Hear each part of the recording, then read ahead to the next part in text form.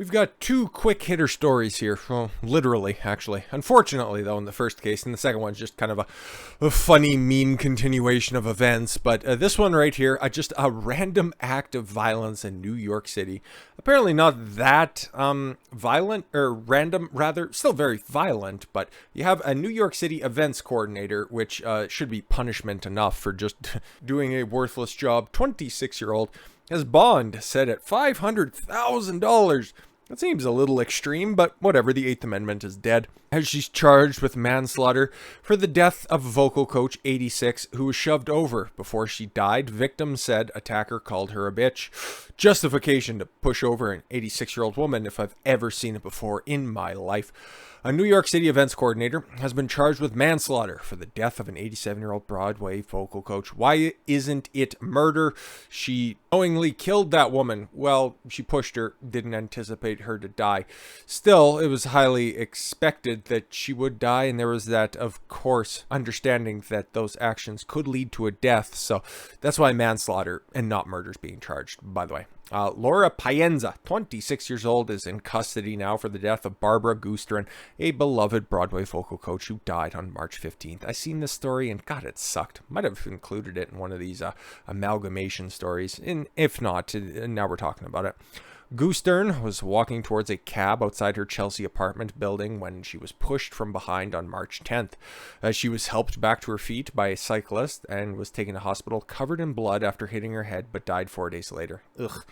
Payenza was also charged with second-degree assault. Her cash bail was set at $500,000 before she lost consciousness. Goosterin explained to a friend and to police that the woman across the street approached her directly, called her a bitch, and shoved her as hard as she has ever been hit in her life. Yeah, and also as hard as she's ever been hit right at the end of her life.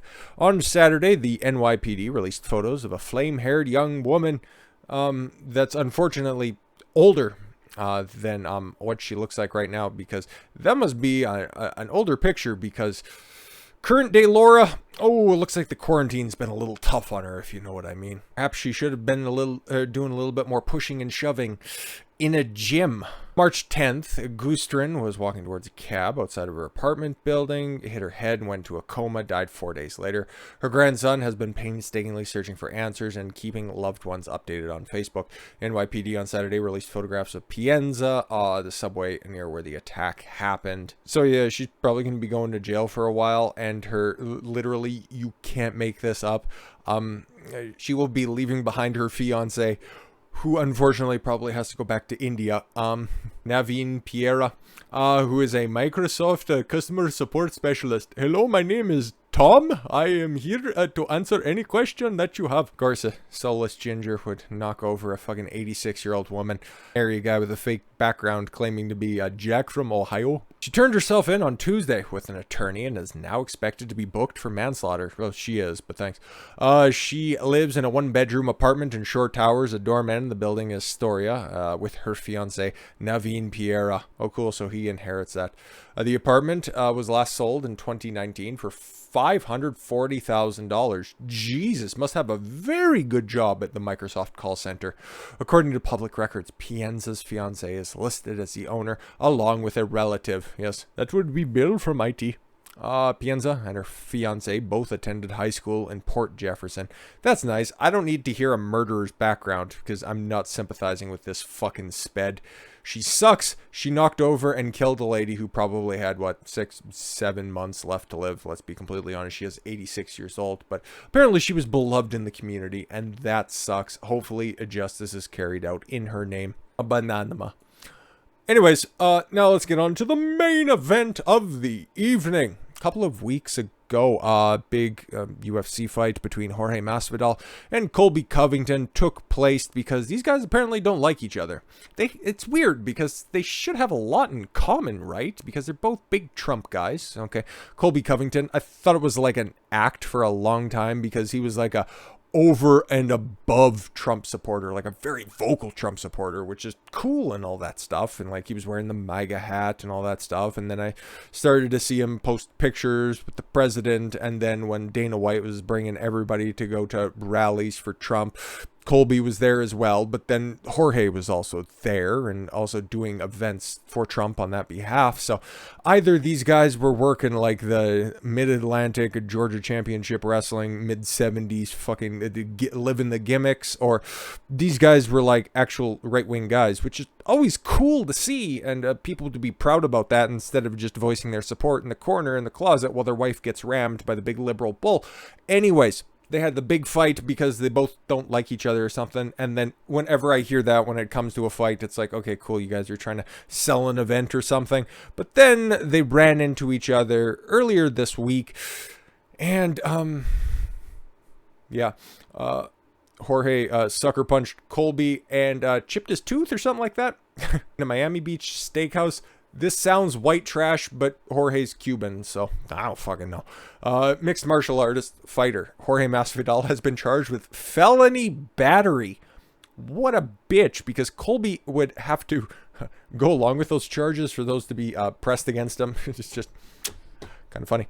After allegedly attacking rival Colby Covington outside a Miami Beach restaurant on Monday night, less than 3 weeks after the pair's UFC bout. Covington suffered a broken tooth after being sucker punched twice by Masvidal, police told Fox Sports. He was also hit in the eye. Okay, so he was punched in the mouth and in the eye? Wow, why wouldn't you do that 3 weeks ago? You had the opportunity then, for fuck's sakes. Miami Beach police spokesperson did not immediately respond to the Daily Mail. The two UFC fighters are no stranger to one another, with Covington recording a lopsided unanimous decision over Masvidal on March 5th at the, UFC 272 event in Vegas. Covington, 34, Masvidal, 37, and that's another reason why the business is on the slide, because everybody is in their mid-30s again.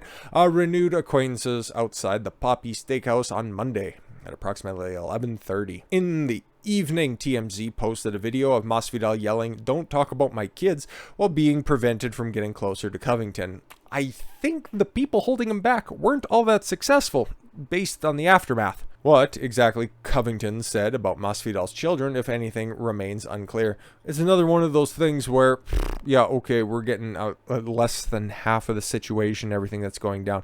And again, it's a couple of people who don't like each other, getting big mad at one another in a public setting with probably a whole bunch of their boys around, so they're trying to be tough, and they got caught up in the situation because, well, liquid and maybe some herbal libations were, taking place over the course of the evening.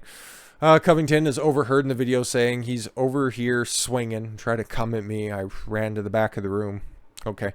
He then turned to the social media star and podcast host Bob Menery and asked, "How would he even know I'm here?" Very interesting. Earlier on Monday, Menery shared a video on his Instagram story that showed Covington in a group's location, Poppy Steakhouse. Menery called Covington the king of motherfucking Miami and wrote, "Poppy Steakhouse is the spot." I wonder how he knew he was there. Calling this the show your face challenge, what's up? I'm from Dade County, Masvidal said. You talk that shit, you gotta back it up. That's how my city rolls, man. Seems like the groundwork was laid here quite extensively. Menery later tweeted that following, "Never had a problem with Masvidal, extremely disappointed in the way that he decided to handle his ongoing beef that had already been decided and regulated on the platform at UFC. Ugh. I hate social media influencers, or as Daily Mail calls them, stars. They're the human embodiment of AIDS." Veteran fighter 35-16 who looks on the downside. Yeah, no, he should probably pack it up. I like Jorge, but he was never like a big star to begin with, and then he just kind of rode a hot streak, won the Bad Motherfucker Championship, which was kind of a weird thing in and of itself, and then, yeah, kind of had a late career resurgence, and then just he could probably still be one of those guys you could put close to the top of the card and they'd sell a lot of tickets because they are charismatic. Anyways, however, the first round of the bout, which was apparently lopsided, I didn't watch because I don't watch modern day UFC. It just bores the fuck out of me, and I don't have 9 hours to watch a card every fucking weekend. You kill me. First round of the bout, Masvidal sustained a clear eye poke, which is illegal in MMA. Yeah, exactly. It happens all the time, and as you can see, that's a picture, and yeah, it would be pretty significant if you can't see and it looks like it's impeding your ability to fight. But then you can also see a picture from the fight as well, where he looks to be in pretty good condition, but it's tough to tell what he could see through that eye anyways. But if it was never properly checked on, might have a claim there. But again, are you going to be, is anybody clamoring for this fight to be run back inside an octagon and not outside of a steakhouse? I don't really know. However, the first round preceded 4 more rounds of just, a lackadaisical effort, so do with that information what you will. Fighters are usually allowed up to 5 minutes to recover from such an incident if the referee sees it, but this time it went unnoticed. Masvidal later revealed the severity of his eye injury in a photo on social media, which, okay, a couple days later you see the bruising that took place and the swelling as well. I'm not trying to downplay the fact that you got poked in the eye, and you're trying to properly gauge distance, and depth perception could be screwed up by the fact that you don't have a fully functional eye. That's a very serious claim, and like I said, I like both these guys. They're totally fine, good fighters and charismatic and good talkers and all that kind of fun stuff as well. I'm just trying to make light of the entire goofy situation, even though, somebody got slapped with felony battery charges, whatever. Masvidal also said, almost took eyes out, but all good, cheating fucker, see you soon, Masvidal wrote. I wouldn't necessarily say that any of that shit is correlated. I would say Colby's boy spurning on the fact that I'm the king of Miami. Masvidal, by the way, lives in Miami, has for a long time. Very proud of the fact that he lives in Florida and Miami itself. Everybody knows that in that realm anyways. That was probably a little bit more inflammatory by him saying, yeah, cheating fucker, see you soon. That's obviously just trying to build to another fight, which theoretically was hoping to draw more of an attendance than just some TMZ cameras outside of Poppy Steakhouse. But you get what you get, and could have ended up a lot worse. You know what, hey. Still, the worst outside of a regulated setting altercation is still, the record is still held by Conor McGregor, who, for whatever reason, people still pay to watch. I never understood it, even when he was on the come up, becoming one of the biggest draws of all time. It just put me off totally. Anyways, but with all of that said, guys, I thank you all very much for the gift of your time. I've been Don Consuelo. Why don't you follow your gut and get after it. Take care, everyone.